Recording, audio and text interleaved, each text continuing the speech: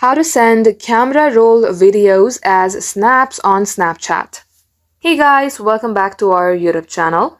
In today's video, I'm going to show you how you can send camera roll videos as snaps in your Snapchat.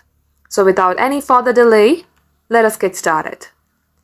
First thing first, let's go ahead and open up our Snapchat application. Once done, you have to get logged into your Snapchat account. And you will see a search bar icon on your bottom page, which is also called a explore icon.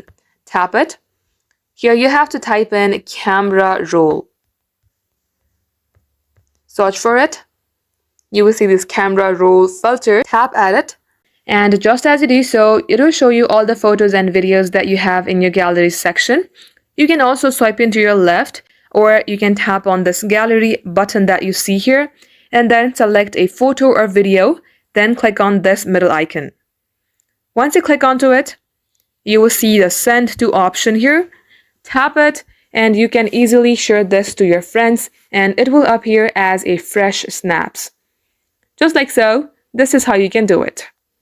That is all for today, guys. Thank you for watching and we will catch you up in our next upload.